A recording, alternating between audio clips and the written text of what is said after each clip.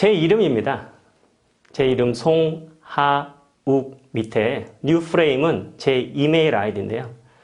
제 아들 이름 짓는데 일주일 걸렸는데 이 아이디를 짓는 데는 무려 한 달이나 걸렸습니다. 왜냐하면 저도 교육을 받는 입장에서 교육을 전달하는 입장으로 전직을 하는 게 두렵기도 했고 비장하기도 했습니다.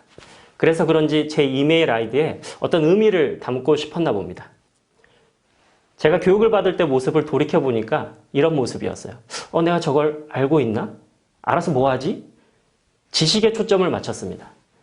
그랬더니 지식의 덫에 빠지고 말았습니다. 즉 아는 것과 할 수 있는 것을 구별하지 못했습니다.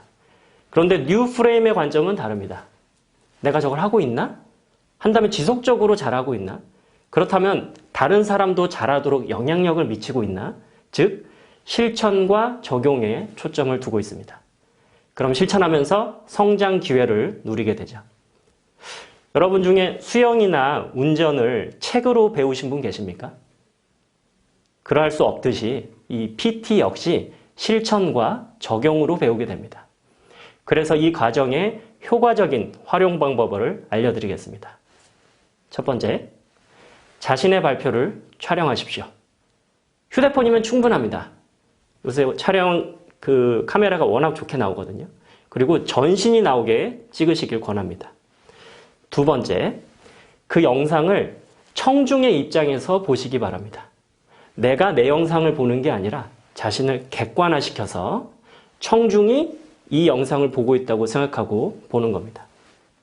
그리고 세 번째, 촬영한 걸 보면서 강점과 개선점을 메모를 하면서 찾는 겁니다. 이때 저희 같은 전문가의 도움을 받으면 훨씬 효과적일 수 있습니다. 이상으로 메신저 소개를 마치고 본 내용으로 들어가 보도록 하겠습니다. 한번 생각해 볼까요? 이 영상을 보고 계신 우리 모두 PT란 어떤 의미가 있습니까? 저에겐 이 질문의 답으로 여러 순간이 떠오릅니다. 우선 계약을 따낼지 결정짓는 순간이기도 하고 때로는 고객을 설득하는 시간이기도 합니다. 그래서 PT는 중요합니다. 누군가에겐 승진이 걸린 PT일 수 있고 또 누군가에겐 입사 여부를 결정하는 시간일 수 있겠죠. 이 과정을 시청하는 분들께 진짜 어떤 의미가 있습니까? 진짜 어떤 의미가 있는지 확인하는 것은 매우 중요합니다. 정말 투자 유치를 위한 설득과 고민의 순간인 건지 아니면 의뢰하듯이 그저 내용을 읽고 전달하는 시간인 건지 그 의미에 따라 오늘 과정도 가치가 달라질 겁니다. 그리고 과정 이후에 실천과 적용도 달라지겠죠. 우리가 PT를 잘 하려면 어떤 유익이 있나요? 조금 전 질문을 다른 각도에서 물어본 셈인데요. 역시 제게 여러 단어가 떠오릅니다. 수익, 평판, 전문성. 저는 하지만 무엇보다도 성장이란 단어가 제일 큰 유익이라고 봅니다. 실제 PT를 준비하면 PT 스킬에 집중하게 되지만 궁극적으로는 소통의 자세, 그리고 스킬, 그리고 이 밸런스를 추구하게 되거든요. 다시 한번 이 영상을 보는 분들께 질문을 던집니다. 프레젠테이션, PT는 당신에게 어떤 의미와 유익이 있습니까? 이 질문에 대한 답이 분명할수록 프레젠터로서의 성장의 폭, 깊이가 정해질 겁니다. 오늘의 학습 목표인데요. 한번 눈으로 보시겠어요? 그리고 눈으로 보시면서 내가 PT에서 보여줘야 할 단어가 무엇인가 한번 생각해 보시기 바랍니다. 그리고 그 단어를 내가 구현하기 위해서 무엇을 한번 해야 할지 잠시 생각해 보시기 바랍니다. 오늘 이 과정은 그 답을 찾는 여정의 일부일 거고요. 그 여정을 같이 떠나보도록 하겠습니다.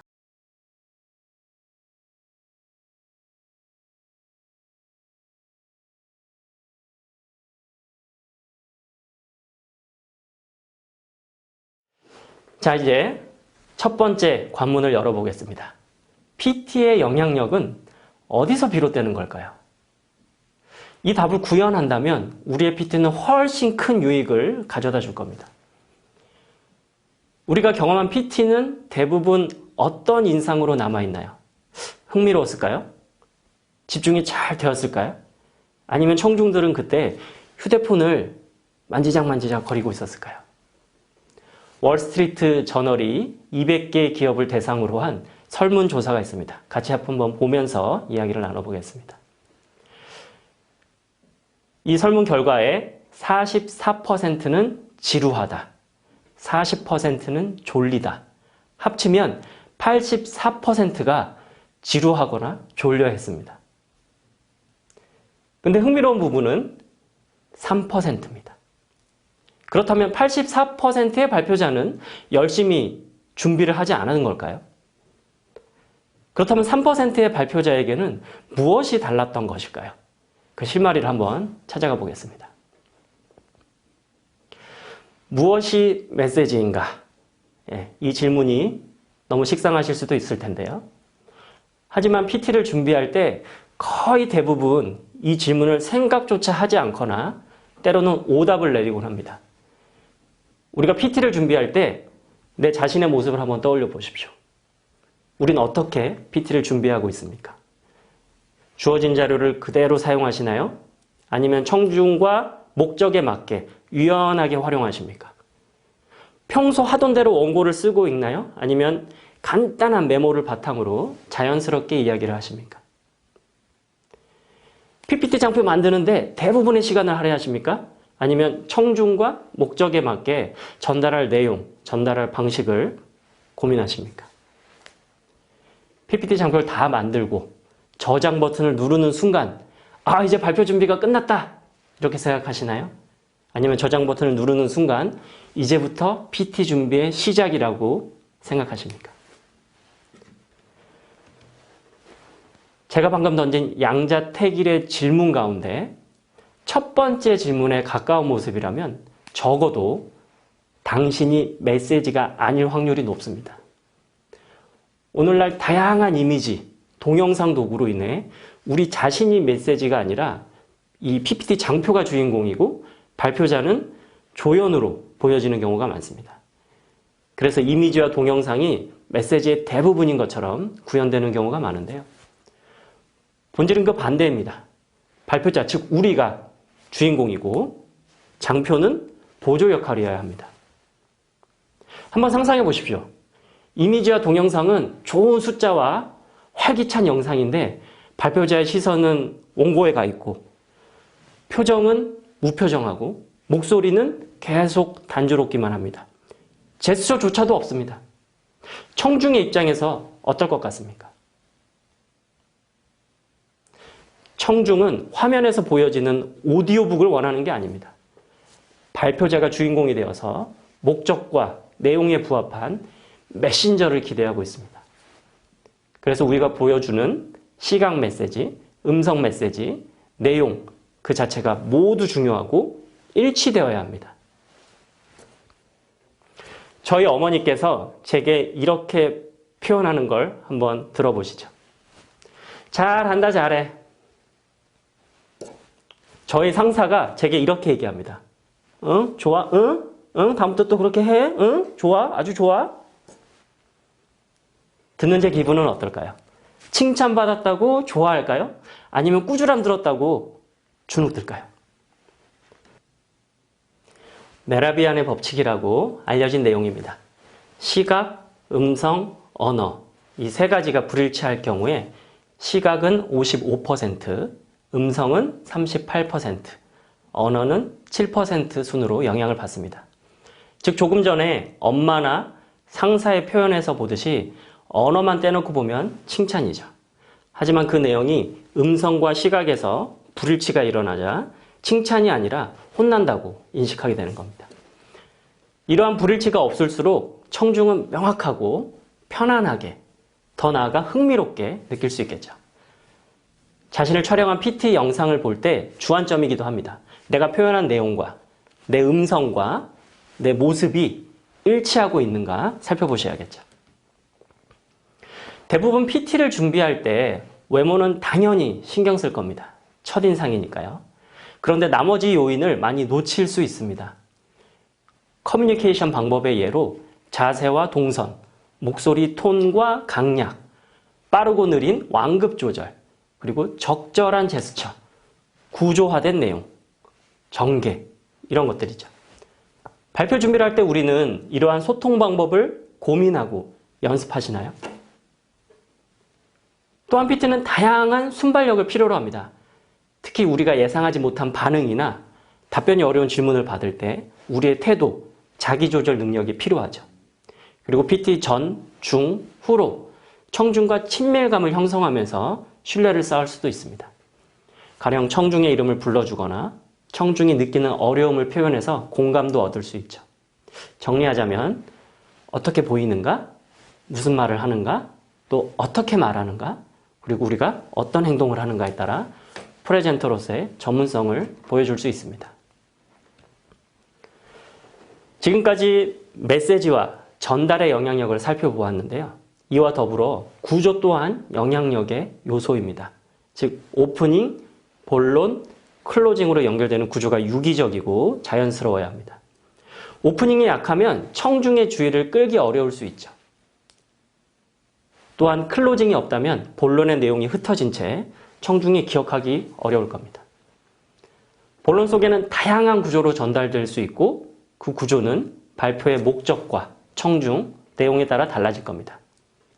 정리하면 PT의 영향력은 구조, 내용, 전달 이 세 가지가 균형 있게 조화를 이룰 때 생깁니다. 색깔의 3요소, 연극의 3요소 이러한 것이 있듯이 PT에도 영향력을 균형 있고 조화롭게 만들려면 PT의 3요소를 기억해야 합니다. 목적, 내용, 청중입니다. 이 3요소가 어떻게 PT에 영향을 미치는지 제스처를 한번 예를 들어 보겠습니다.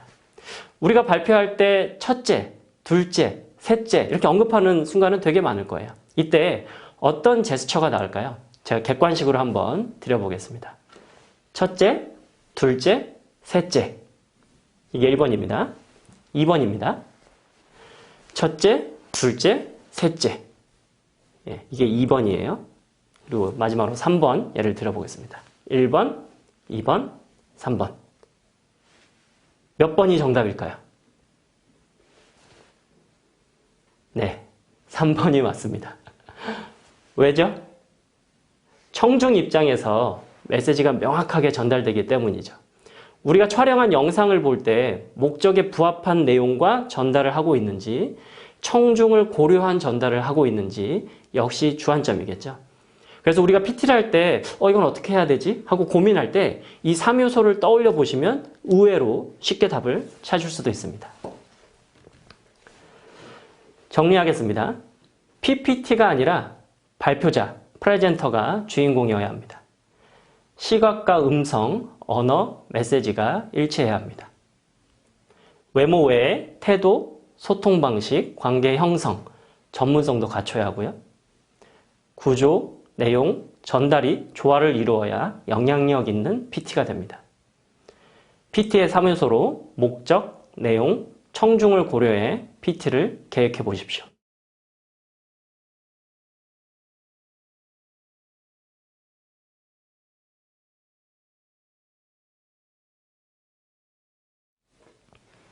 오늘 과정은 화면의 구조로 진행해 보려 합니다. PT를 하기 전에 사전 세팅을 마치고 실제 발표는 오프닝, 본론, 클로징, 최종 클로징으로 마무리되는 게 일반적이죠. 그래서 이 구조를 가지고 시간 흐름에 따라 가보도록 하겠습니다. PT를 하기 전에 첫 번째 사전 세팅을 하게 되죠. 그 사전 세팅에 관련된 이야기를 한번 진행해 볼게요. 사전 세팅은 일종의 PT의 플랫폼 환경이라고 볼 수 있습니다. 환경이 잘 조성되면 PT가 시너지가 나고 그렇지 않으면 PT의 장애물이 될 겁니다. 그럼 시너지가 나도록 어떻게 세팅을 하면 좋을까요? 사전 세팅에서 이 원칙을 떠올리면 좋겠습니다. 질서를 유지하라. 데일 카네기 선생님께서도 강의장 환경을 조성할 때 강조하셨던 말씀인데요. 환경이 질서가 유지되면 자연스럽고 PT의 질서도 따라오는 것을 경험할 수 있습니다. 우선 장소입니다. 가능하다면 사전에 미리 점검하는 게 좋겠죠. 당일날 그 순간 조명과 장비, 배포 자료, 책걸상 등이 예상과 다르다면 열심히 준비한 모든 게 무용지물이 될 수 있습니다. 저도 그래서 발표 장소가 호텔인지 대강당인지 고객사의 회의실인지에 따라 발표 준비가 조금씩 달라지곤 합니다. 플랫폼이 바뀌니 당연히 소프트웨어도 달라져야겠죠. 그럼 사전 점검할 때 무엇을 해야 할까요? 우선 장비를 점검해 봅니다. 장비 작동 여부에 따라 자리 배치와 동선이 바뀔 수 있기 때문입니다. 장비 점검은 우리 감각을 떠올려 보면 쉽게 이해하실 수 있는데요. 시각은 빔 프로젝터, 조명, 청중의 시야 등이겠죠. 청각은 음향, 후각은 간식이나 쓰레기통 위치 등일 겁니다. 특히 IT 기술이 빨리 바뀌고 있어서 연결 단자가 실제 중요합니다. PPT 장표를 잘 준비해 놓고도 노트북 연결 단자가 맞지 않아서 무용지물이 될 수 있거든요. 그래서 저는 요새 VGA 단자, HDMI 단자가 혼재되어 있기 때문에 변환 잭을 항상 들고 다닙니다. 조명도 확인해 봐야겠죠. 조명에 따라 화면이 잘 보이지도 않고 발표자의 얼굴에 그늘이 지기도 하죠. 그럼 인상은 좋지 않을 겁니다. 천장의 등이 깜빡깜빡한다면 청중의 눈은 굉장히 피로할 겁니다. 실내 조명 밝기 정도에 따라 화면 배경색도 전략적으로 다양하게 준비할 수 있습니다. 특히 중간에 동영상을 사용할 거라면 그 타이밍에 맞게 조명 스위치를 껐다 켰다 해줄 팀워크도 발휘하면 질서가 훨씬 유지되겠죠. 기본적인 장비를 점검한 이후에 자리 배치를 한번 생각해 봐야겠죠. 몇 가지 기본적인 배치도를 제가 준비했습니다. 배치의 주안점 역시 PT의 3요소, 목적, 내용, 청중입니다. 그래서 그 3요소를 고려하며 결정하시면 되는데요. 특히 청중이 많이 고려되겠죠. 청중의 시선에 맞춰서 책걸상도 배치되는 걸 확인할 수 있습니다. 책상의 위치가 바로 정면으로 배치되어 있지 않고 프레젠터를 바라볼 수 있도록 약간 기울어진 걸 볼 수 있겠죠. 3번 그림의 경우 라운드 테이블인데요. 라운드 테이블의 경우 보통 라운드 전체에 의자를 쭉 둘러놓는 경우가 많습니다. 가능하다면 화면을 등지게 하는 좌석 배치는 피하는 게 좋겠죠. 4번 배치도는 인원이 많거나 좀 더 친밀감을 쌓게 할 경우에 책상을 뺄 수도 있습니다. 청중의 관점은 자리 배치뿐만 아니라 여러 장비에도 영향을 미칩니다. 화면에서 몇 가지 사례를 갖고 왔는데요. 1번 그림처럼 청중의 시야를 확보하게 하는 게 중요합니다. 가령 앉은 키가 작을 걸로 예상되는 청중이 있다면 의도적으로 앞쪽으로 안내를 할 수 있겠죠. 2번 그림을 볼까요? 발표자는 마이크를 내려서 청중이 연사를 보기 편하게 하고 발표자 또한 청중과 아이 컨택할 준비를 해야 합니다. 화면과 같이 마이크가 얼굴을 가린다면 청중과 교감하지 않겠다는 메시지를 던지는 것과 다를 바가 없을 겁니다. 3번 그림은 원고 읽기에 사용하는 프롬프터라는 도구입니다. 카메라 렌즈가 프롬프터 뒤에 있는 이유는 무엇일까요? 맞습니다. 청중의 입장에서 아이 컨택을 하려는 거죠. 그래서 4번 그림처럼 앵커가 렌즈에 가까운 프롬프터를 보며 말하기 때문에 청중과 교감할 수 있고 말 실수도 줄일 수 있을 겁니다. 아마 요새 영상을 이용할 일이 점점 많아질 텐데요. 만약 원고를 사용해야 한다면 카메라 렌즈에 가깝게 원고를 배치하는 게 좋겠죠. 또는 방송 시설처럼 갖추지 못한다 할지라도 최대한 청중과 아이 컨택하려는 모습을 보여줘야 몰입도가 높아질 겁니다. PPT 장표를 저장해도 사용 환경에 따라 문서가 작동되지 않을 수 있습니다. 대표적인 게 애플과 MS, 마이크로소프트 구동 여부나 파일명에 따라 호환이 안 되거나 의도하지 않게 구현될 수 있습니다. 또 일반적인 폰트가 아닐 경우 폰트 저장도 같이 하거나 파일을 PDF 같이 다르게 변환해야 할 수도 있습니다. 즉, 기본적인 IT 지식과 문제 해결 능력이 프레젠터에게도 필요한 때입니다. 실제 자료를 완벽하게 준비하는 일은 위험 관리 차원에서 유용합니다. 갑자기 가져가간 노트북이 업데이트 한다고 막 부팅만 온종일 할 수도 있고요. 정해진 기기로만 해야 할 때도 있습니다. 그래서 USB에 백업 자료를 담아가면 어느 정도 뜻밖의 상황에 대처할 수 있습니다. 요새 클라우드가 많이 쓰이는데 클라우드에만 의존하지 마시기 바랍니다. 인터넷 연결이 안 될 수도 있고요. 데이터 용량이 커서 매우 느리게 처리될 수도 있습니다. 중요한 건 여러 개의 안전장치가 많을수록 좋겠죠. 특히 요새 PT 환경이 매우 엄격해지고 있습니다. 기술 집약적인 산업이나 금융사 등 보안이 매우 중요한 곳은 공황 수준을 방불케 하죠. 그래서 미리 확인하거나 승인을 얻어 고객사의 블랙리스트에 오르지 않는 게 중요합니다. PT를 아무리 잘했더라도 고객사 보안 준칙을 지키지 못해 고객사에 언급이 된다면 좋은 인상을 남기는데 마이너스가 될 겁니다. 그리고 사전 세팅의 최상의 단계라고도 할 수 있을 것 같은데요. 정전 같은 비상 상황에서도 PT를 할 수 있을 정도로 준비되면 좋겠죠. 저는 실제 정전을 경험해 보진 못했지만 빔 프로젝터가 고장이 나서 화면 없이 강의를 한 적이 있습니다. 화면 없이도 강의가 무난히 끝나니까 고객사에서 오히려 저를 신뢰해 준 경험이 있는데요. 준비가 되어 있으면 위기도 기회로 바꿀 수 있겠죠. 정리하겠습니다. 질서를 유지하십시오. 사전 세팅에도 PT의 3요소, 목적, 내용, 청중이 기준입니다. 특히 청중의 관점에서 장비와 조명, 음향을 점검하십시오. 변화하는 IT 기술의 기본 지식과 문제 해결 능력을 갖추길 바랍니다. 비상 상황을 고려해 백업 같은 대비책을 마련하십시오.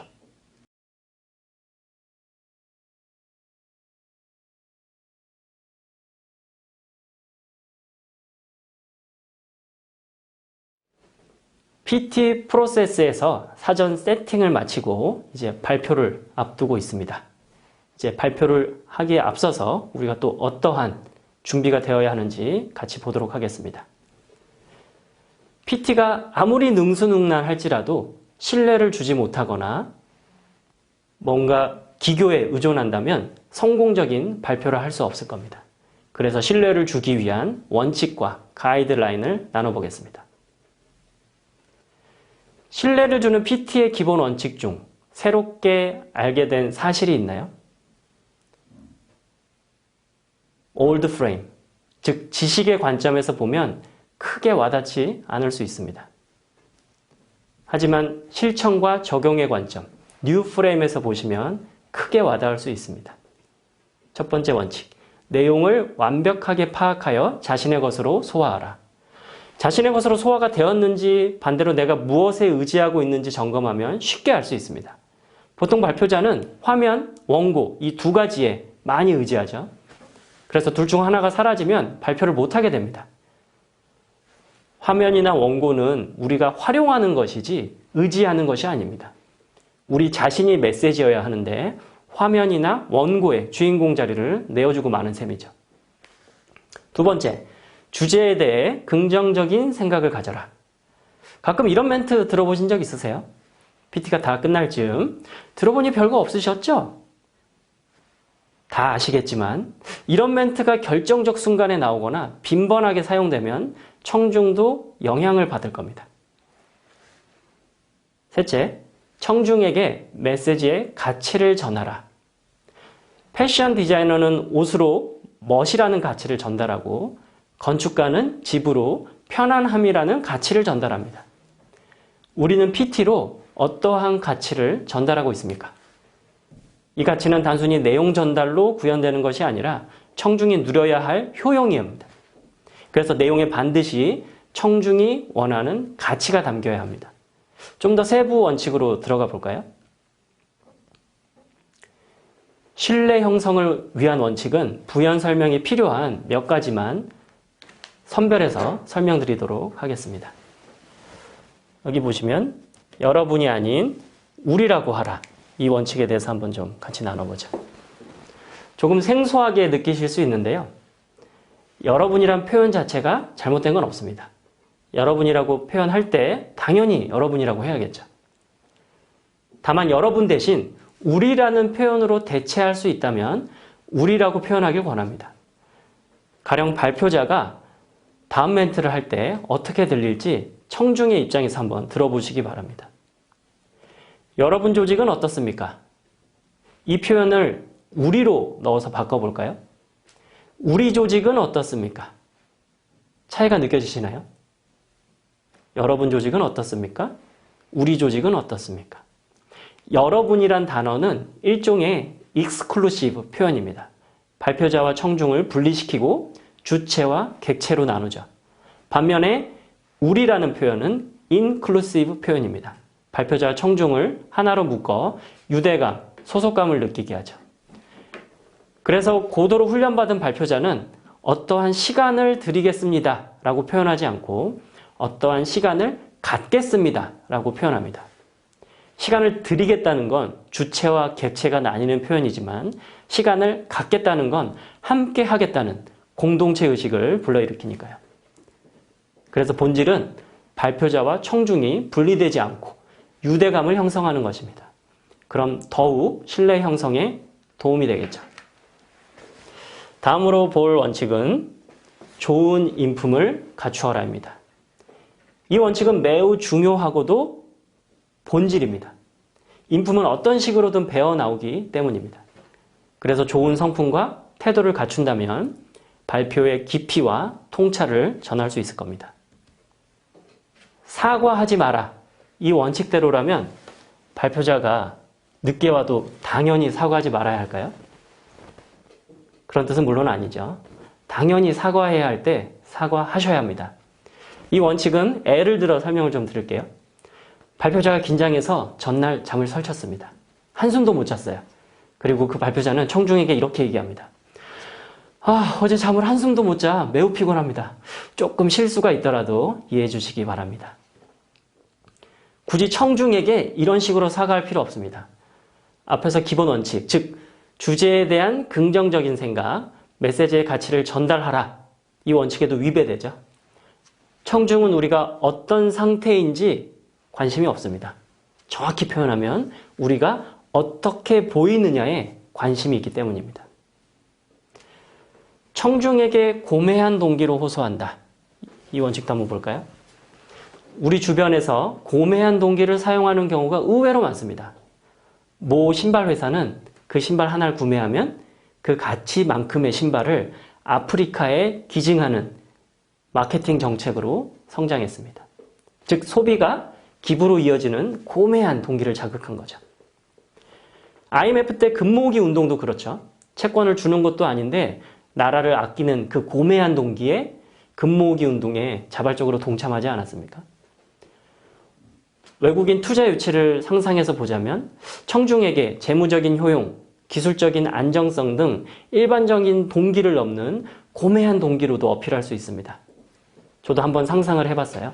가령 유일한 분단 국가에 이런 시설이, 이런 서비스가 한국에 있다면 평화에 기여할 수 있습니다 하면서 평화라는 고매한 동기를 호소해 볼 수도 있겠죠. 원칙은 아무래도 일반성, 당위성을 갖기 마련이죠. 그래서 좀 더 구체적인 실증적인 가이드라인을 나눠볼까 합니다. 이 가이드라인 역시 몇 가지만 제가 발췌해서 설명을 드리도록 하겠습니다. 키노트를 작성하라. 원고는 멘트 하나하나를 다 적는 반면 키노트는 핵심 단어만 논리적으로 배열하는 메모입니다. 그럼 자연스럽게 암기하지 않게 되고 읽지 않게 되죠. 그래서 시선도 원고가 아닌 청중에게 두고 더욱 편안하고 자연스럽게 다가갈 수 있습니다. 그럼 저는 지금 키노트를 쓰고 있을까요? 아닙니다. 저는 지금 원고가 앞에 있고 최대한 자연스럽게 대화하듯이 말하려고 노력 중입니다. 아니, 영상을 보시는 분들께는 키노트를 쓰라 하고 정작 강사인 저는 원고를 쓰고 있다니요. 뭔가 좀 언밸런스하게 느껴지시죠? 지금 저처럼 일방적인 전달 방식으로 장시간 촬영할 경우에는 혹은 단어 하나가 중요한 담화문일 경우에는 원고를 준비하는 게 낫습니다. 하지만 이런 특수한 경우가 아니라면 대부분은 원고가 아닌 키노트를 준비하시기 바랍니다. 저도 지금 이게 촬영이 아닌 실시간 강의로 전달된다면 원고를 준비하지 않았을 겁니다. 정리하자면 대부분 키노트를 활용하십시오. 그리고 특수한 경우에만 원고를 준비하십시오. 그럼 우리의 자연스러운 모습을 보여줄 수 있습니다.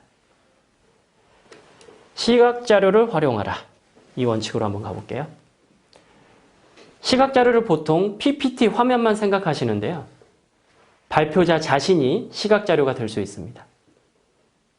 예를 들어 그때 고객이 제게 이렇게 말했었죠. 라면서 시연을 할 수도 있고 제스처도 있고 때로는 증거물을 보여줄 수도 있습니다. PPT 화면의 의존도는 최대한 줄여보시기 바랍니다. 그러면 다양한 표현을 경험하실 겁니다. 모방하지 마라. 한때 저의 PT 과정에 수강생들이 가만히 서 있지 않고 좌우로 왔다 갔다 하면서 발표를 하는 경우가 덜어 있었어요. 저희는 정자세로 서서 발표를 연습을 요청했는데 말이죠. 그래서 왜 좌우로 이동하냐고 물었더니 대부분 이렇게 대답합니다. 다들 그렇게 하던데요. 그냥 모르겠습니다. 여유 있어 보이지 않나요? 왜 그렇게 하는지 이유를 모른 채 따라하면 모방이죠.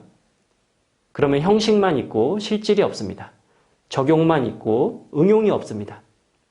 무턱대고 따라하지 말고 이유를 알고 전략적으로 활용하셔야 합니다. 다음 가이드라인으로 불안을 제거하라. 보통 불안이나 긴장할 때 신체 반응은 호흡이 얕아지고 몸이 경직됩니다. 그래서 반대로 호흡을 깊이 하고 몸을 좀 풀어주면 긴장도 완화되죠. 매우 유용한 방법이니 꼭 활용해 보시기 바랍니다. 불안을 제거하라의 펩톡이란 용어를 좀 설명을 드려야겠네요. 펩톡은 자신을 위한 짧은 응원 문구입니다. Just do it 이런 광고 문구, 일종의 펩톡이죠.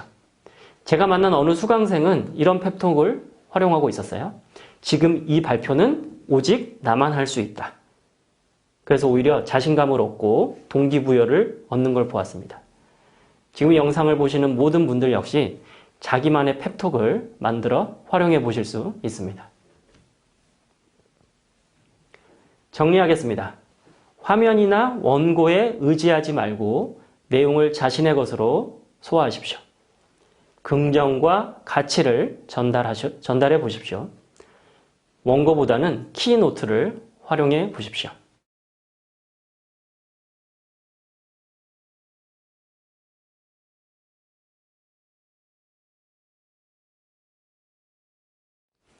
이제 PT의 전반적인 걸 다 준비가 되었습니다.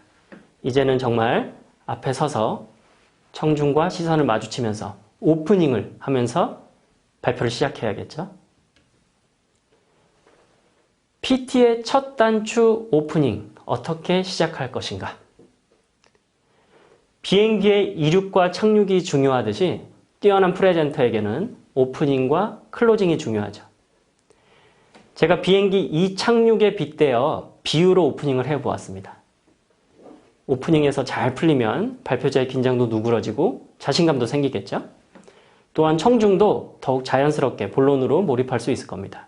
오프닝의 역할에 대해서 이야기 나눠볼까요? 오프닝은 왜 필요할까요?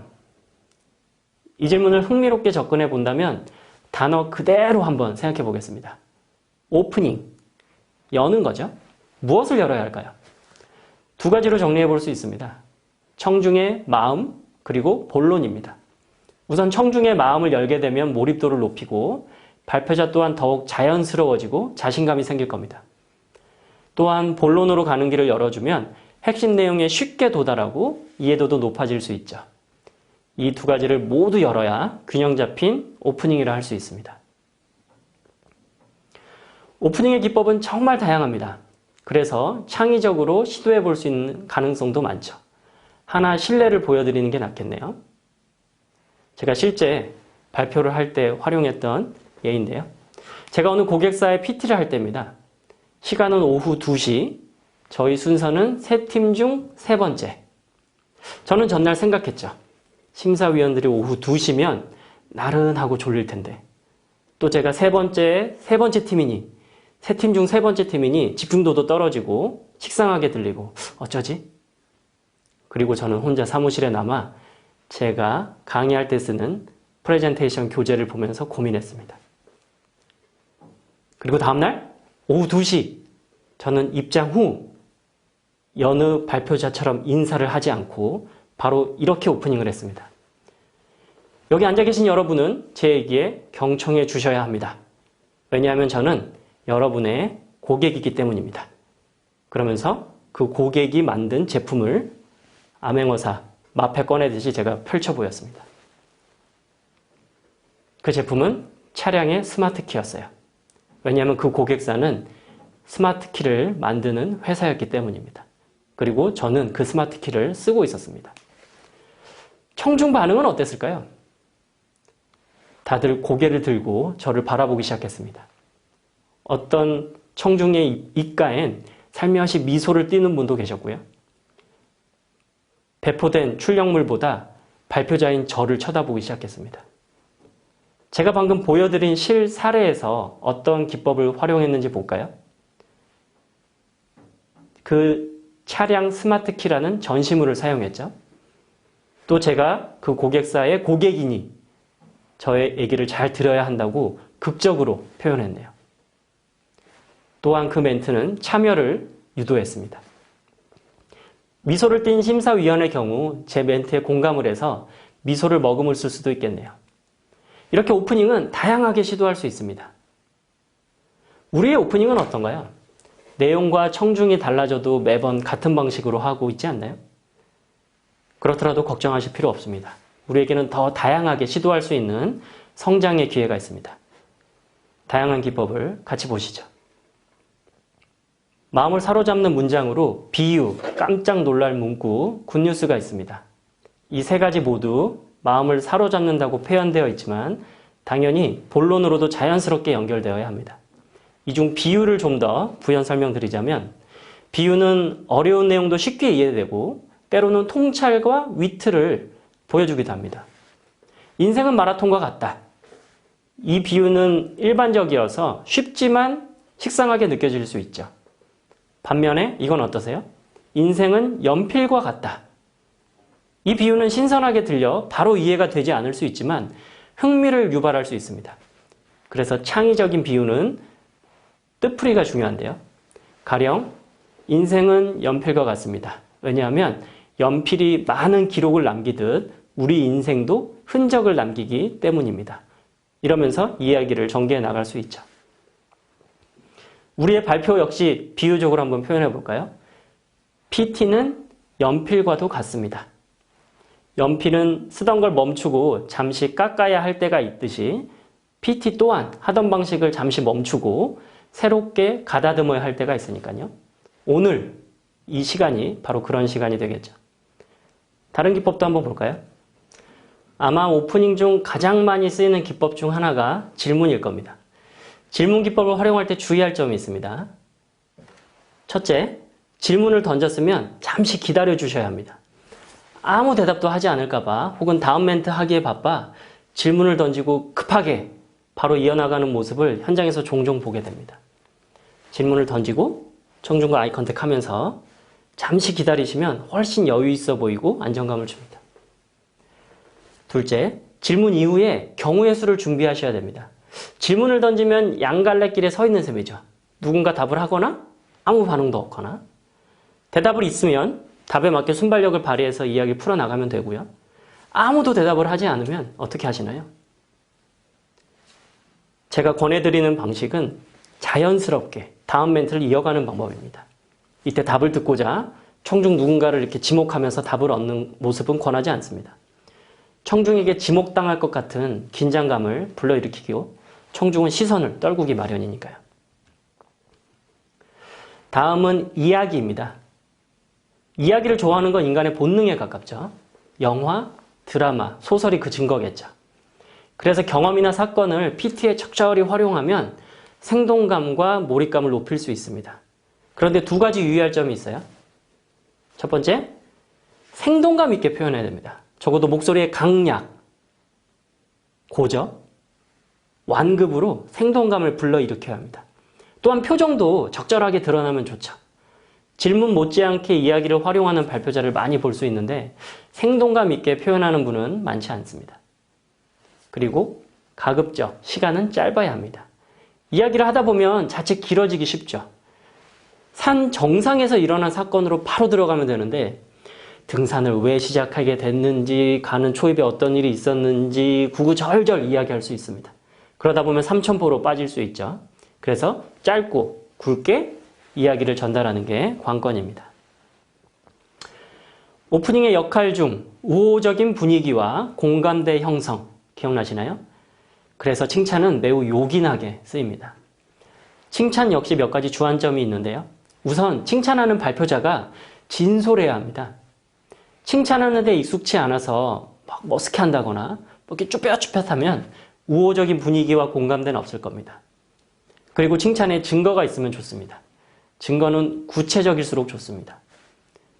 증거가 있으면 막연하게 좋은 말만 한다고 느껴지지 않거든요. 아첨처럼 들리지 않는 거죠. 실례를 한번 소개해보자면 제 고객사에 발표를 하러 갔는데 입구에 큰 전신 거울이 놓여져 있었습니다. 그래서 발표 오프닝을 이렇게 바꿔서 했어요. 이 사무실 입구에 큰 전신 거울이 있더라고요. 보통 회사에서 볼 수 없는 물건이라 흥미로웠습니다. 그리고 우리 조직은 고객에게 어떻게 보이는지 사전에 준비하는 문화가 있겠다, 이런 생각이 들었어요. 준비를 하지 않으면 실패를 준비한다는 말이 있는데요. 반대로 우리는 준비를 성공할 수 있는 잠재력을 느꼈습니다. 그럼 우리는 이 건과 관련해서 무엇을 준비해야 할까요? 이렇게 칭찬 소재를 고객사의 환경에서 찾을 수도 있습니다. 물론 사전조사에서도 찾을 수 있고요. 제가 현장에서 자주 보는 오프닝의 실수를 몇 가지 정리해 보았습니다. 이미 언급한 내용도 있으니 첫 번째와 두 번째만 설명을 드리면 되겠네요. 오프닝은 짧고 굵을수록 좋습니다. 가령 위트 있는 사례나 유머로 오프닝을 할 경우에 청중의 반응이 되게 좋아요. 반응이 좋네? 이러면서 또 다른 유머를 구사합니다. 그럼 오프닝을 두 번 쓰는 셈이죠. 반대로 청중의 반응이 너무 차가워요. 그래서 시작을 이렇게 썰렁하게 시작할 수 없어. 극복해야 돼 하면서 또 다른 유머를 구사합니다. 결국 오프닝을 또 두 번 쓰는 셈이죠. 우리가 시간과 에너지를 할애할 곳은 본론입니다. 오프닝은 딱 한 번이면 족합니다. 제일 많이 하는 실수가 바로 두 번째 실수입니다. 오프닝은 마음과 본론으로 가는 길을 열어야 하는데 본론 내용과 관련이 없는 경우가 많아요. 다양한 오프닝 기법에 매몰되어서 마음만 열지 본론으로 무관한 경우가 많습니다. 대표적으로 날씨, 골프 같은 이야기로 시작하는데 본론과 아무 관련성을 찾지 못할 때가 있습니다. 어떤 오프닝 기법을 쓰든지 반드시 본론으로 자연스럽게 연결돼야 합니다. 그렇지 않으면 오프닝을 위한 오프닝을 한 셈입니다. 오프닝은 본론을 위한 오프닝이어야 합니다. 정리하겠습니다. 청중의 주의를 환기시키기 바랍니다. 자연스럽게 본론으로 연결되어야 합니다. 짧고 굵을수록 좋습니다. 창의적으로 다양하게 시도해 보십시오.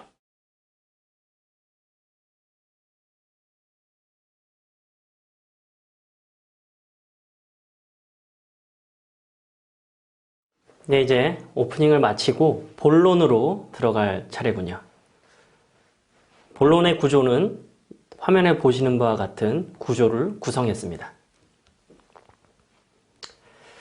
PT에서 제일 많은 시간과 에너지가 들어가는 부분이 본론이죠. 본론이 부실하면 예고편이 제일 재미있었던 영화와 다를 바가 없겠죠. PT의 핵심인 본론을 어떻게 전달할지 생각해 보겠습니다. 본론의 구조가 사실, 이익, 증거로 구성되어 있기 때문에 사실과 이익을 먼저 살펴보도록 하겠습니다. 저는 키가 큽니다. 저의 이 말은 사실인가요? 사실이 아니죠. 제 옆에 누가 서 있느냐에 따라 전 키가 큰 사람 또는 작은 사람이 될 테니까요. 즉 상대적이죠. 이 표현은 어때요? 제 키는 175cm입니다. 사실인가요? 사실입니다. 실제 제 키거든요. 제가 어디에 있건 누구와 있건 이 수치는 변함이 없죠. 즉 절대적입니다. 객관적이기도 하고요. 또 구체적으로 입증도 가능하죠. 그래서 사실입니다. 그런데 많은 PT에서 간과하고 있는 것이 바로 이 사실과 주장을 혼동한다는 겁니다. 우리 제품이 서비스가 최고예요. 하지만 그 최고를 뒷받침할 사실이 빈약하게 떠받치는 걸 자주 보게 됩니다. 그래서 고객이 얻는 이익이 신뢰할 수 있는 또는 부정할 수 없는 사실과 연결되면 설득력은 훨씬 높아질 겁니다. 외국인 투자 유치를 위해 잠재 고객에게 많은 이익을 전하고 계실 거예요. 그렇다면 그 이익을 뒷받침하는 사실이 무엇인지 꼼꼼하게 점검해 볼 필요가 있습니다. 그 이익의 한 단면을 표현하는 것이 Unique Selling Proposition, 줄여서 USP라고 하는데요. 한번 투자자 입장에서 생각해 보실까요? 투자자 유치 설명회에서 한국의 사실과 이익을 들었는데 다른 경쟁 국가나 도시의 것과 다를 바가 없습니다. 어떻게 될까요? 그래서 우리는 차별성이 필요합니다. 이 차별성은 무조건 우리에게만 있다고 되는 게 아니고요. 고유한 본질의 특징이 드러나야 합니다. 그리고 이 특징은 고객이 누구냐에 따라, 청중이 누구냐에 따라 달라지겠죠. 지금 화면에 보고 계신 내용은 각 기업의 여러 사실과 이익이 관련지어 표기되어 있습니다. 좌측에 전자칩 생산 기업과 우측에 차량 렌탈 기업 사례에서 보듯이 우리는 이러한 접근을 브로셔나 광고, 박람회 등에서 자주 접하게 되죠. 관건은 우리의 고유성과 본질이 고객에게 필요한 것인가, 거기에 달려 있습니다. 외국인 투자 유치를 위해 우리가 사용하는 사실과 이익을 다음 질문으로 한번 점검해 보시기 바랍니다. 사실이 구체적이고 객관적인가? 이익이 사실에 근거하고 있는가?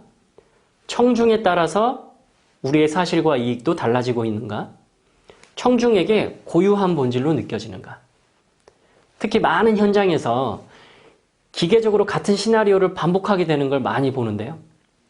따라서 우리도 청중에 따라서 사실과 이익이 달라지고 있는지, 아니면 매번 똑같은 사실과 이익을 기계적으로 적용하고 있지 않은지 점검해 보시기를 권합니다. 사실과 이익에 관해 증거가 있다면 설득력은 높아질 겁니다. 결국 증거가 청중의 의구심을 해소시키는 셈이죠. 아마 이 영상을 보시는 많은 분들이 DEFEATS, 줄여서 defeat로 표현된 많은 증거를 활용하고 계실 겁니다. 저도 몇 년간 IR 과정을 강의하면서 강의장에서 만난 많은 분들의 사례를 접한 적이 있습니다. 대표적으로 한국의 각종 경제 지표를 많이 보았어요. 사실이자 통계이죠. 그리고 한국을 보라! 이 말을 남긴 세계적인 투자가 짐 로저스의 인용문도 기억이 납니다. 테스터모니얼, 추천, 인용이죠. 이 중 우리가 잘 사용하지 않는 증거 방법으로 무엇이 있나요? 아마 실연이나 비유일 겁니다. 이 영상을 보시는 분들 가운데 아니 우리가 홈쇼핑도 아니고 어떻게 실연을 보여줍니까? 하고 반문하실 수도 있는데요. 성공적인 투자 기업을 한 기업을 탐방하거나 그 관계자를 인터뷰해서 영상으로 증거를 제시할 수 있겠죠. 그리고 발표자가 고객의 좋은 반응을 직접 구현해서 보여줄 수 있습니다. 실예로 제가 발표자라면 ABC 기업의 마이클 대표는 한국에서 투자 후 3년이 지나 이런 반응을 보였습니다 하면서 구현해내는 거죠. 비유는 형식 논리만 따지자면 증거가 될 수 없죠. 객관적인 증거는 아니기 때문입니다. 그래서 비유의 완성도가 떨어지면 억지 주장이나 언어 유희처럼 느껴질 수 있어요. 하지만 적절한 비유는 청중을 미소 짓게 하거나 고개를 끄덕이게 만들죠. 복잡하고 어려운 내용일수록 쉽게 이해되거나 통찰 있는 설명으로 공감대를 높일 수 있습니다. 우리의 업무인 해외 투자 유치를 위한 IR을 소재로 저도 한 가지 비유를 한번 생각해 봤어요. IR은 상어와 같습니다. 상어는 부레가 없어서 끊임없이 헤엄쳐 돌아다녀야 하는, 유영해야 하는 물고기입니다. 그래야 사냥도 할 수 있고 생존할 수 있죠. 이처럼 우리도 외국인 투자 유치를 위해 부지런히 움직여야 고객을 만날 수 있습니다. 그래서 IR은 상어와 같죠. 이처럼 색다른 비유는 고객의 흥미를 유발하고 공감이 가면 100마디 설명이나 어떤 자료보다 훨씬 울림이 있습니다. 또한 우리가 사용하는 대부분의 증거는 이성적인 데 반해서 비유는 감성적인 접근도 가능하죠. 그래서 더 기억에 오래 남을 수 있습니다. 딥피치 중에 통계를 한번 보겠습니다. 우리가 IR에 사용하는 대부분의 자료는 통계일 거예요. 현재 코트라에서 사용하는 공식 통계 자료이기도 한데요. 매우 간명하고 전달력이 좋게 만들어져 있습니다. 이런 자료를 더욱 잘 활용하기 위한 몇 가지 성장 기회가 있습니다. 첫 번째, 이 통계 자료를 어떻게 영향력 있게 전달할 수 있을지 고민해 보시기 바랍니다. 단순히 수치를 언급하거나 원고를 읽는 수준이라면 청중의 몰입도는 떨어질 거예요. 다양한 목소리 톤, 제스처, 성공 사례 등 여러 소스를 가미해 볼 수 있습니다. 둘째, 제공되는 자료에 국한되지 마시고 다양한 자료를 활용해 보시기 바랍니다. 그 자료는 고객이 누구인지, 목적이 무엇인지에 따라서 다양해질 겁니다. 그리고 그 자료는 반드시 파워포인트 같은 화면으로 보여져야 한다는 고정관념에서 벗어나 보십시오. 발표자의 말과 행동으로도 구현할 수 있습니다. 우리가 사용하는 증거를 다음 질문으로 한번 점검해 보시기를 권합니다. 증거가 이익을 잘 드러내고 있는지, 증거에서 전달하는 메시지가 분명한지, 증거 사용이 청중에 따라 달라지는지, 증거 자료가 청중이 볼 때 한눈에 들어오는지,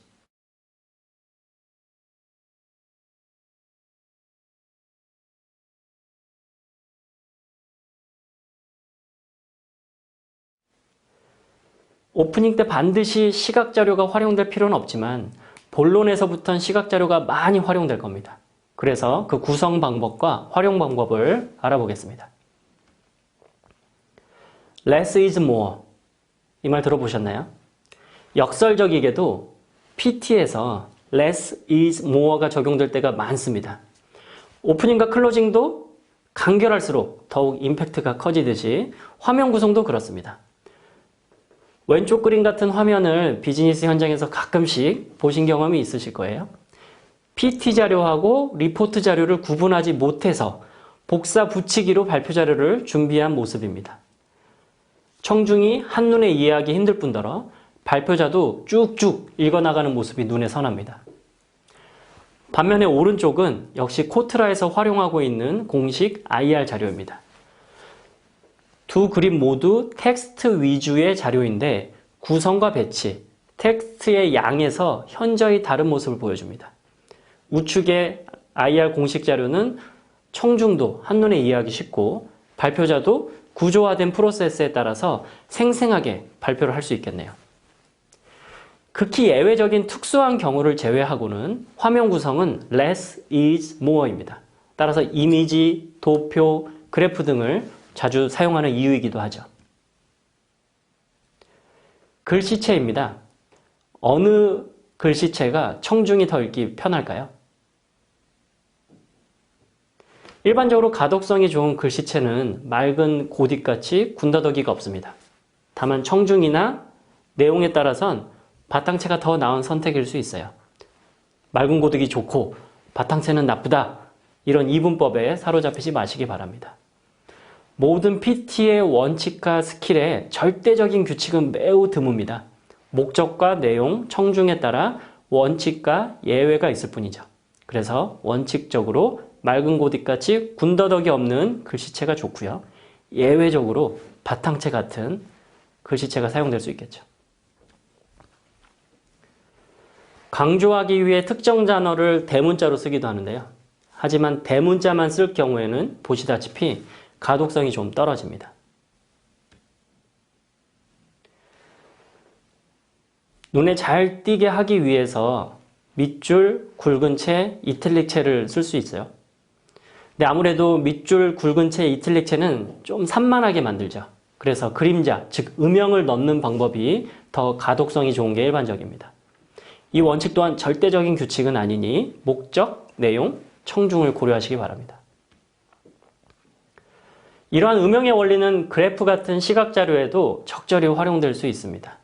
2014년도에서 2017년도 자료에 음영으로 눈에 띄게 표시한 것을 확인할 수 있죠.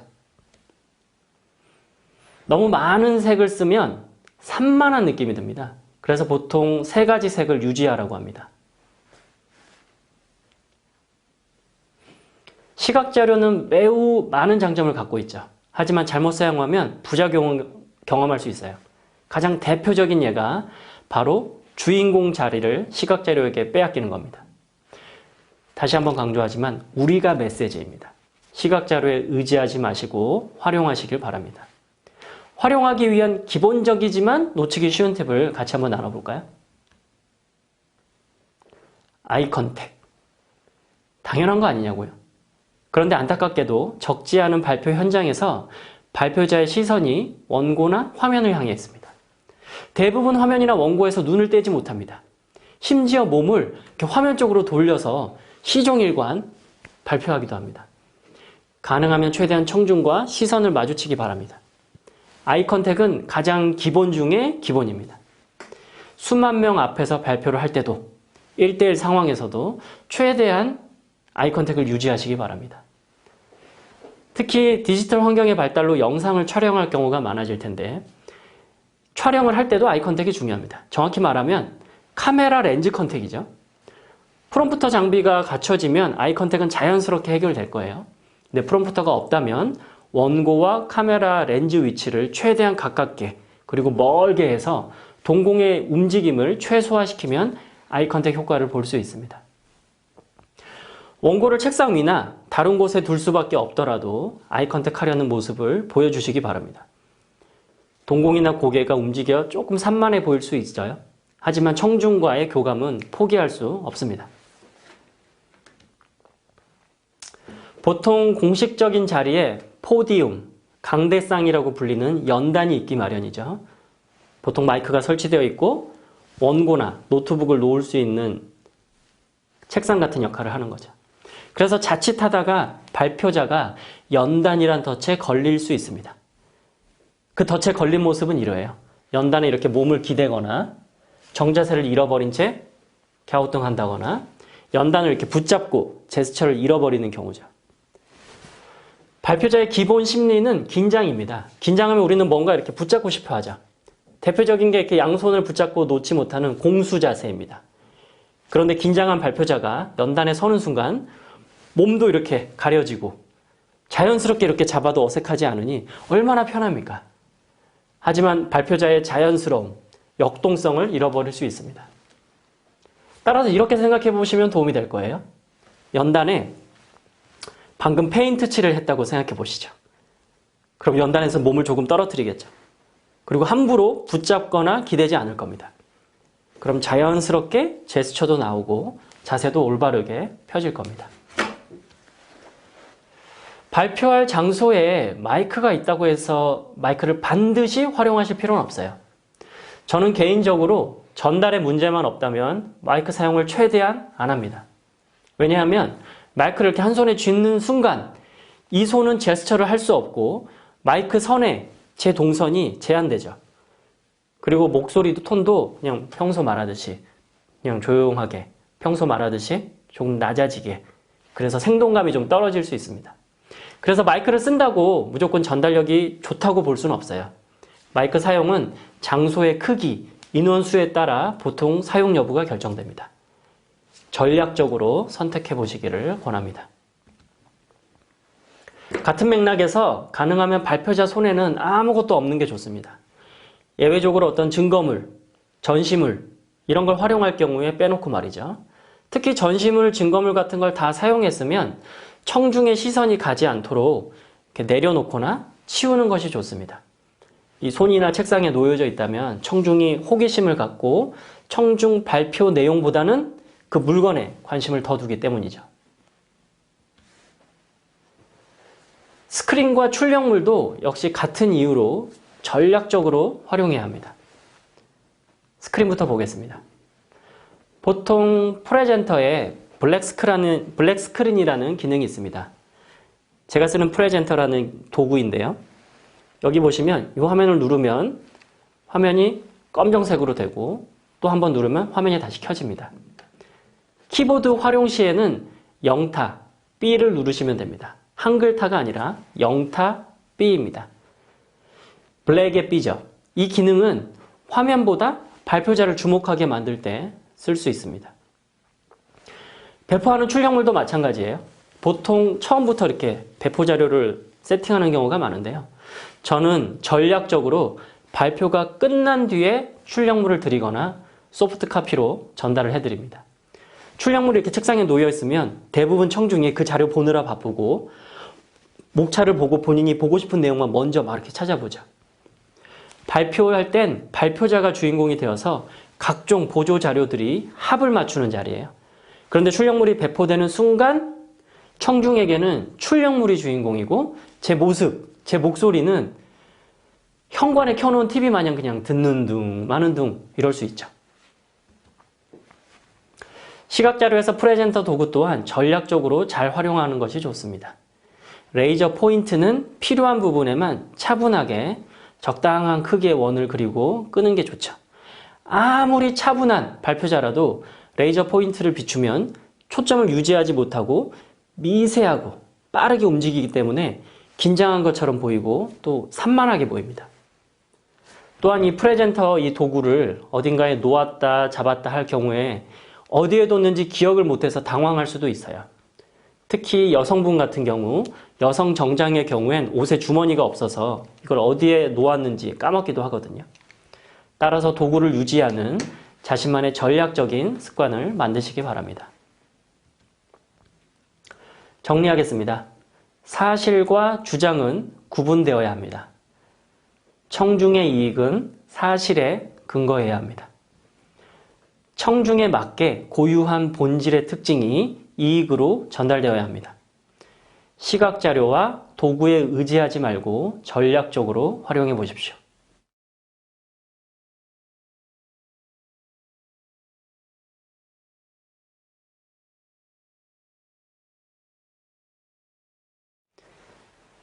이제 본론을 마치고요. 클로징, 마무리할 때가 되었어요. PT의 마무리, 클로징, 어떻게 문을 닫을 것인가? PT는 마치 선물과 같습니다. 고객에게 최선의 가치와 효용을 전달하기 때문이죠. 그 선물 포장의 마무리에 리본을 묶는데 삐뚤하게 묶거나 이렇게 대충 묶는 사람이 있을까요? 아마 포장을 하는 사람이라면 마지막 리본도 이렇게 정갈하게 좌우 대칭으로 이쁘게 묶으려 하겠죠. 선물 포장의 리본처럼 클로징을 어떻게 할지 생각해 보겠습니다. 클로징의 역할은 무엇일까요? 오프닝으로 마음과 본론을 열었듯이 클로징도 마음과 본론을 잘 닫는 게 중요합니다. 그래서 긍정적인 인상을 유지해야 합니다. 그리고 본론에 나온 여러 내용을 정리하고 중요한 핵심은 강조도 해야 하죠. 그리고 청중에게 마지막으로 영향력을 발휘할 수 있는 기회이기도 합니다. 클로징은 오프닝처럼 기법도 정말 다양하죠. 그래서 창의적으로 시도해 볼 수 있는 가능성이 많습니다. 오프닝에서 제가 보여드렸던 그 실내 기억하시나요? 여기 앉아 계신 여러분은 제 얘기에 경청해 주셔야 합니다.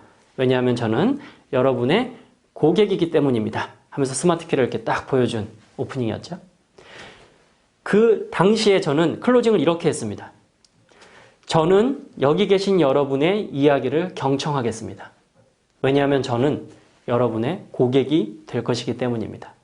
그래서 우리는 이러이러한 점으로 준비가 되어 있습니다. 감사합니다. 이렇게 클로징을 했어요. 그리고 저는 그 고객사와 현재 매년 약 150명의 리더에게 현재 강의를 진행하고 있습니다. 제가 오프닝과 연결해서 클로징을 한 사례인데요. 그렇다고 해서 반드시 오프닝과 클로징을 연결해야 하는 건 아닙니다. 하지만 오프닝과 수미상관, 클로징이 연결되면 훨씬 세련되고 정돈된 느낌을 줄 수 있죠. 청중 개개인의 관점에서 이야기한다. 이 기법은 이런 거예요. 클로징에 일반적인 내용이 아니라 실제 고객 한 명 한 명에게 무슨 유익이 있을지 알려주는 겁니다. 제가 한번 상상력을 발휘해서 예를 들어 볼게요. 먼저 일반적인 관점으로 클로징하면 이런 내용일 거예요. 데이터 센터를 한국에 유치하면 저렴하고 빠르고 안정적인 클라우드 서비스를 제공할 수 있습니다. 그리고 여러분 고객사에 만족스러운 서비스를 제공할 수 있습니다. 이런 식이겠죠? 그런데 청중 개개인의 관점에서 이야기하는 클로징으로 바꿔보겠습니다. 데이터 센터를 한국에 유치한 A국의 B기업 C 매니저는 현재 더욱 저렴하고 훨씬 빠르고 안정적인 클라우드에 접속해서 500기가의 데이터를 2초 안에 공장 서버로 전송하고 있습니다. 지난 전 세계에 땡땡땡 바이러스 사태로 홍역을 치렀을 때 C 매니저는 전혀 불편함이 없이 안정적인 서비스를 고객에게 제공하고 있습니다. 차이가 느껴지시나요? 어떤 클로징이 더 기억에 남을까요? 어떤 클로징이 더 생생하게 다가오시나요? 확신과 강한 인상을 주는 클로징을 할 때 화면에 보이는 기법도 중요하지만 무엇보다 중요한 게 있습니다. 발표자의 모습에서 확신이 드러나야 합니다. 목소리에서, 눈빛에서, 제스처에서 별 확신도 안 느껴지는데 이러한 반복이나 인용을 한다고 생각해 보십시오. 청중 입장에서는 인지 부조화가 일어날 거고 메라비안의 법칙이 작동해서 오히려 영향력이 반감될 겁니다. 정보 제공 기법을 사용할 때는 무엇보다 시간 관리가 중요합니다. 자칫하다간 길고 지루하게 설명을 하고 있을 수 있거든요. 그래서 간명하게 정리를 해야 해요. 또한 목소리의 강약, 고저, 완급으로 역동성을 불어넣을 필요도 있죠. 동기부여 기법은 청중에게 감성적인 접근이 가능합니다. 그래서 더욱더 발표자의 태도, 표현력, 감성 이런 게 큰 역할을 하죠. 그래서 이때는 평소보다 더 크고 더 진지하고 때로는 더 자신 있는 모습을 보여줘도 괜찮습니다. 발표자가 자연스러우면 청중도 자연스럽고요. 발표자가 멈칫하거나 조금 쑥스러워하면 청중도 그렇게 느끼거든요. 그래서 발표자에게 필요한 건 뻔뻔함이 아닙니다. 바로 자신감입니다. 오프닝과 마찬가지로 클로징에서 자주 범하는 실수를 제가 정리해 보았습니다. 첫째, 클로징도 짧고 굵을수록 좋아요. 오프닝처럼 한 번이면 족합니다. 둘째, 오프닝이 본론을 마중 나갔다면 클로징은 본론을 잘 이렇게 환송해 줘야 돼요. 본론 내용과 반드시 연관되어야 됩니다. 셋째, 클로징에서 새로운 내용으로 전개되어서는 안 됩니다. 청중은 이미 끝날 걸로 기대하고 있는데 이렇게 새로운 내용이 전개되면 뭔가 또 새로 시작하는 거야? 가야 되는데? 하면서 몰입도가 떨어지고 조바심을 느낄 수 있어요. 마지막으로 발표자 스스로 빨리 끝내려 하거나 쫓기듯이 하지 않습니다. 오프닝은 보통 길게 느려지는 면이 있는데 클로징은 너무 짧게 끝내려는 경향이 있거든요. 보통 발표를 빨리 마치고 싶을 때 이런 일이 일어나곤 하죠. 발표자가 빨리 끝내려는 듯한 느낌을 주면 이 발표를 두려워하고 있다는 인상을 줄 수 있습니다. 그리고 왠지 발표 흐름도 뚝 끊기는 느낌을 줍니다. 그래서 시간 제한 때문에 쫓기듯이 끝내면 전문성이 없어 보이거든요. 그래서 PT 중간중간 시간 관리를 해야겠죠. 정리하겠습니다. 끝날 때까지 끝난 게 아닙니다. 핵심을 강조해 보십시오. 짧고 굵게 할수록 좋습니다. 창의적으로 다양한 시도가 가능합니다.